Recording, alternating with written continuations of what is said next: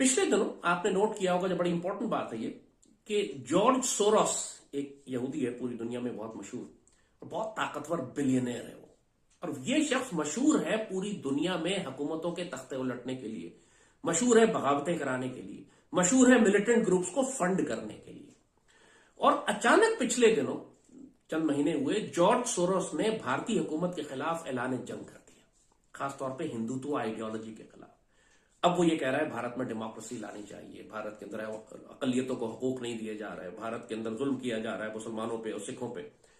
अब वो एक बिलियनर अचानक भारत के खिलाफ क्यों हो गया?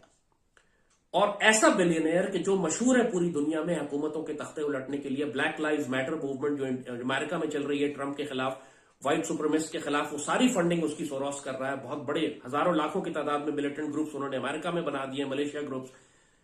अब जॉर्ज सोरोस ने जब इंडिया के खिलाफ बात करनी शुरू की तो ये एक रेड फ्लैग था इंडियन गवर्नमेंट के लिए। जयशंकर जो उनका चीफ फॉरेन मिनिस्टर है इंडियन, उसने कहा एक्चुअली कि is an old and a dangerous man, बुढ़ा आदमी है, खतरनाक आदमी है, बिकॉज सब जानते हैं करता क्या, हुकूमतों के तख्ते उलट देता है।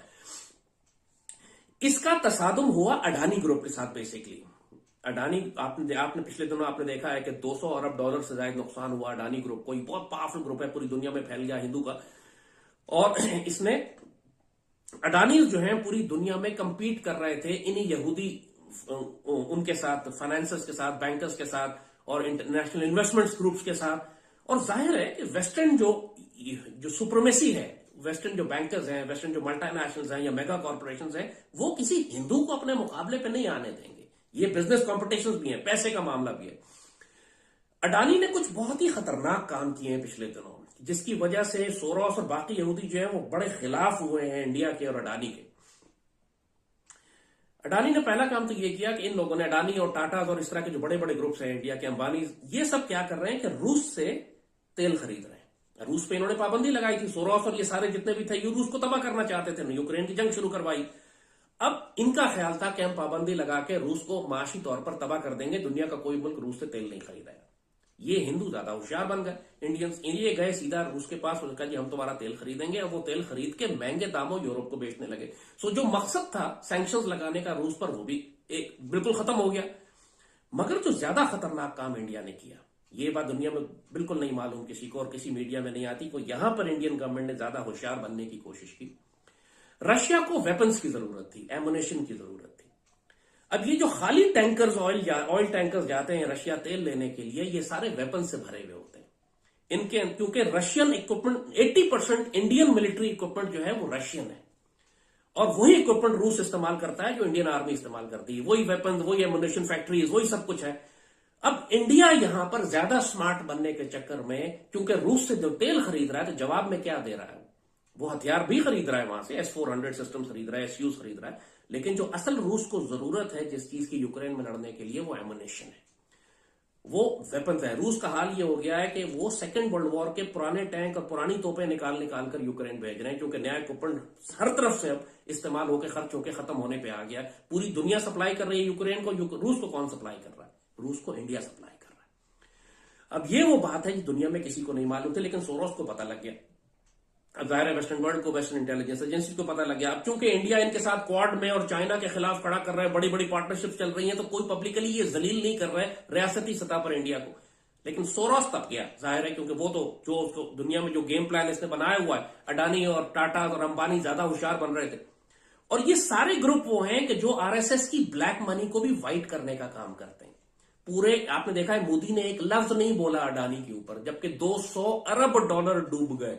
पूरे इंडिया में क्राइसिस मचा हुआ है, पूरी दुनिया में क्राइसिस है, दुनिया के बड़े बड़े इन्वेस्टमेंट बैंक्स और इन्वेस्टर्स तबाह हो गए अडानी की वजह से, लेकिन मोदी ने एक लफ्ज नहीं बोला, क्योंकि आरएसएस के सारे गुंडे जो इस वक्त इंडिया पे हुकूमत कर रहे हैं, उनके खरबों अरबों डॉलर का black fund Adani white money में कन्वर्ट करता है, मनी लॉन्ड्रिंग करके। जाहिर अब ये बहुत ही गंदा काम चल रहा है, जैसे कहा ना कि ये, अब इसमें इसका सोरोस के साथ जो तसादुम हुआ, तो खालिस्तान मूवमेंट और जॉर्ज सोरोस का नेक्सस बना, और सोरोस ने खालिस्तान मूवमेंट को फंड करना शुरू किया। बिलियंस ऑफ डॉलर्स फंडिंग की गई खालिस्तान मूवमेंट को, और की जाएगी अगले चंद सालों में, और ये नेक्सस बना। आरएसएस के खिलाफ उसने फिर स्टेटमेंट देने शुरू किए। इतनी हद तक वो खुल के बात की कि इंडियन गवर्नमेंट परेशान हो गई। जैसे कहा कि जयशंकर को बयान देना पड़ा कि Soros is a dangerous man. वो खुद परेशान है कि अचानक ये सोरोस हमारे खिलाफ क्यों आ गया। डजंट मेक सेंस कि दुनिया का इतना बड़ा यहूदी पूरी इंडियन गवर्नमेंट को गिराने के लिए क्यों काम करेगा। अब ये वो ऐसा एक्सेस है जिसको पाकिस्तान में कोई भी नहीं देख रहा। मगर ये बड़ा इंपॉर्टेंट एलिमेंट है कि सोरोस की क्यों लड़ाई हो गई इंडिया के साथ। और सोरोस जब लड़ता है ना, खाली जबानी बयान नहीं देता, वो फंड करता है मिलिटेंट ग्रुप्स को, फ्रीडम मूवमेंट्स को, टेररिस्ट ग्रुप्स को, इंसर्जेंसीज को। और अब वो इस काबिल हैं कि वो पूरी दुनिया से असलहा भी खरीद कर, आपको एक हॉलीवुड की एक पुरानी फिल्म थी द लॉर्ड्स ऑफ वॉर, मेरा ख्याल है निकोलस केज उसके अंदर था, जिसमें दिखाया है कि वो बहुत बड़ा यहूदी बिजनेसमैन होता है जो पूरी दुनिया से असला खरीद के उन जगहों पे पहुंचाता है जहां पर जंगें हो रही होती हैं, अफ्रीका से लेकर मिडिल ईस्ट से लेकर साउथ एशिया, जहां जहां जंगें हो रही हैं वो पूरी दुनिया से असला खरीदता है, बहरी जहाजों में रखता है, ब्लैक मार्केट सारी दिखाई है असलहे की। और बिल्कुल रियल स्टोरी है वो। पूरी दुनिया में असलहे की ब्लैक मार्केट ऐसे ही चलती है। बड़े बड़े गन डीलर्स हैं, बड़े बड़े वेपन स्मगलर्स हैं, पूरी हुकूमतों के, जिस तरह प्राइवेट मिलिट्री कॉन्ट्रैक्टर्स होते हैं, इसी तरह प्राइवेट मिलिट्री सप्लायर्स भी होते हैं जो पूरी दुनिया में असलाह सप्लाई करते हैं। आप जहां कहें जो कहें डिलीवर करेंगे। यूक्रेन की जंग के अंदर अरबों खरबों डॉलर का असलाह जो है वो डिलीवर किया गया, और जो गुम गया है बगैर अकाउंटेबिलिटी के, वो गुमा नहीं है, वो प्राइवेट मिलिट्री कॉन्ट्रैक्टर्स वहां से निकाल कर ले गए पूरी दुनिया में, और वो वहां पे पूरी दुनिया में तकसीम हो रहा है और बिक रहा है। और वही असलाह अब वहां से तकसीम होके, साइफन होके, घूम फिर के मुख्तलिफ पोर्ट से होता हुआ अब वो इंडिया पहुंच रहा है खालिस्तान मूवमेंट के लिए। इंडिया पाकिस्तान पर इल्जाम लगा रहा है कि जी पाकिस्तान खालिस्तान मूवमेंट को असलाह दे रहा है। पाकिस्तान के पास तो अपना खाने पीने का हमारा मसला पड़ा हुआ है, इकोनॉमी डिफॉल्ट करने के करीब पहुंची हुई है, मुसीबत हमें पड़ी हुई है, हमारे पास इतने रिसोर्सेज कहां से आए कि हमें खालिस्तान मूवमेंट को फंड करेंगे और उसको वेपन सप्लाई करेंगे, और वेपन्स कैसे देंगे। इंडिया ने एक इल्जाम पाकिस्तान पे लगाया कि जी पाकिस्तान जो है वो ड्रोन्स के जरिए असलाह पहुंचा रहा है खालिस्तान मूवमेंट को। इससे ज्यादा कोई पागल हो सकता है, मतलब बिल्कुल ही क्रैकपॉट किस्म के। पाकिस्तान के पास इतनी टेक्नोलॉजी आ गई है कि हम बड़े बड़े ड्रोन्स के जरिए असलाह जो है वो इंडिया पहुंचा रहे हैं, मतलब पागल है। यस, वहां 2-4 ड्रोन्स पकड़े गए, 2-4 ड्रोन्स गिरे हैं, लेकिन वो सारे ड्रग स्मगलर्स हैं। पाकिस्तान में ड्रग स्मगलर्स यूज करते हैं ये 2 किलो 4 किलो 5 किलो छोटी मोटी, मतलब वो छोटे ड्रोन्स, मतलब मुश्किल से जैसे का 2-4 किलो मैक्सिमम उठा सकते हैं। मगर ये कि एक पूरा असलहे की सप्लाई लाइन खोलना कि जो जाके खालिस्तान मूवमेंट को बिल्ड करे और उसके बाद इंडिया के खिलाफ बगावत हो वहां पे और भारत के साथ वो आजादी हासिल कर लें, ये पाकिस्तान की कैपेसिटी ही नहीं है। ना हम कर सकते हैं, ना कर रहे हैं। पाकिस्तान की जो पैसिव सिक्योरिटी डॉक्ट्राइन है उसमें हम सिर्फ पाकिस्तान की सरहदों के अंदर दिफा करते हैं, बाहर निकल कर नहीं मारते। ये अब हुआ है सिर्फ थोड़ा सा, अभी चंद माह पहले, 2-4 महीने पहले, कि हमने अफगानिस्तान में अंदर जाके टीटीपी को मारना शुरू किया है।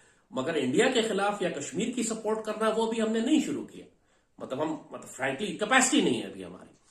मगर खालिस्तान मूवमेंट जो अचानक एक्टिवेट हुई है वो पाकिस्तान की वजह से नहीं हुई, वो जॉर्ज सोरोस की वजह से हुई है, वो यूक्रेन की जंग की वजह से हुई है, वो खालिस्तान डायस्पोरा की वजह से हुई है, जो खालिस्तान 2020 का रेफरेंडम कराने के बाद अब वो एग्रेसिवली फ्रीडम मूवमेंट को सपोर्ट करने के लिए आ गए।